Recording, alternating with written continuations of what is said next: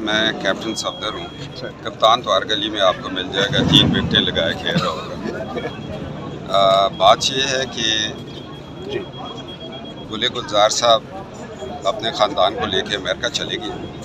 آج میں وزارت داخلہ کو لکھ رہا ہوں کہ وہ آئیں تو بہتر ہے, نہیں تو کنٹر بورڈ کے ذریعے واپس لائیں. انہوں نے کیبنٹ پہ حملہ کیا.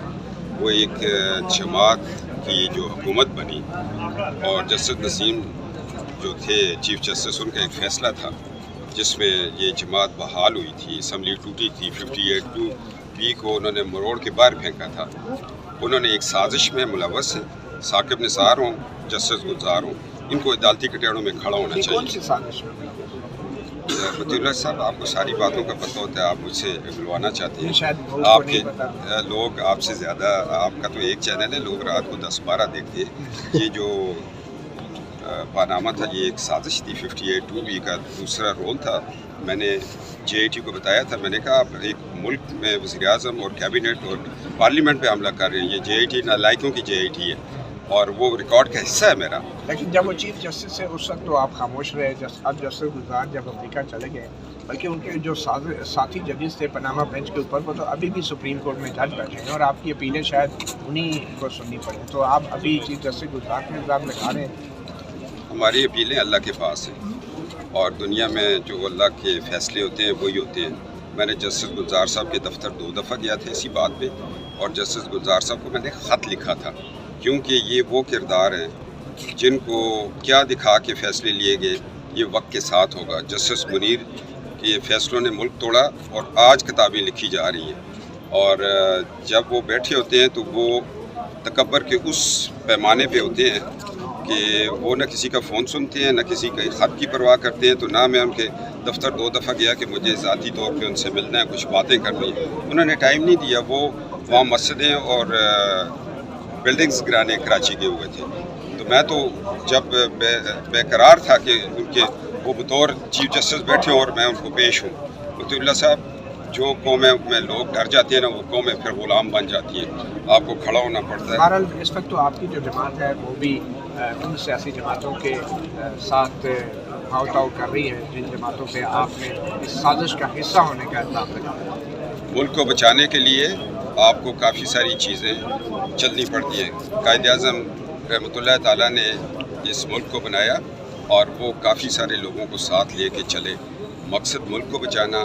یہ مقدمات جو پورے پاکستان میں تھوک کے حساب سے 20 جو تھے پہلے چل رہے تھے, 4 آج ہو گئے, 15-16 سرگودا میں ہے, کوئی 15-20 فیصل آباد میں. یہ چلتا رہتا ہے جی, یہ سیاستدانوں کے ساتھ ہوتا ہے.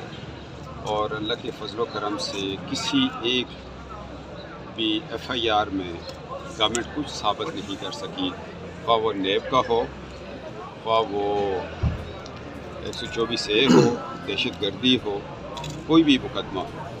تو مقدمے تھوک کے حساب سے فیس کر رہے ہیں, کرتے رہیں گے, اس لیے کہ ہم نے آئین کی بات کی ہوئی ہے, ہم نے ایک پاکستان کی بات کی ہے, قانون کی بالادستی کی بات کی ہے, ہم نے ووٹ کو عزت دو کی بات کی ہے. تو پھر مقدمے تو ہوں گے اور یہ مقدموں کو فیس کرنا چاہیے. چونکہ ہم 1 لاکھ ووٹس لے کے جب اسمبلیوں میں آتے ہیں تو اس وقت عوام کا ہمارے اوپر ٹرسٹ ہوتا ہے, اور وہ آج اس عوام کا ٹرسٹ یہ ڈیمانڈ کر رہا ہے کہ عدالتوں میں جو جھوٹے الزامات لگے ہیں ان کی بھی آپ ان کو بھی فیس کریں. مگر میں حیران ہوں اپنے اس ملک کے نظام پر.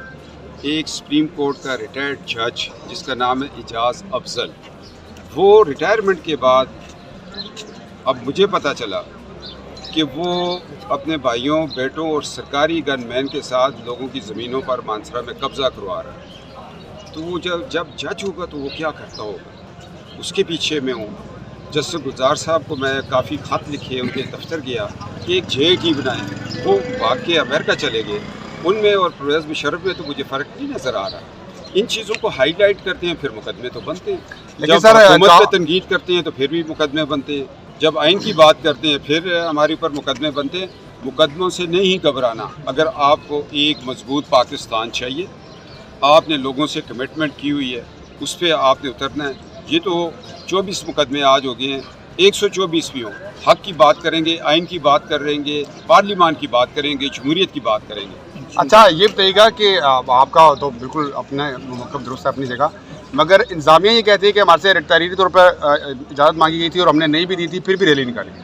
جی انتظامیہ جھوٹ بول رہی ہے، انتظامیہ اس کی ہوتی ہے جس کی گورنمنٹ ہو، انتظامیہ اس کی آج پنڈی میں جو راجہ بشارت کیے گا وہ انتظامیہ کوئی میرٹ پہ تو نہیں آتی، انتظامیہ تو راتوں کو زندہ بکرے ذبح کر کے بیچتے ہیں۔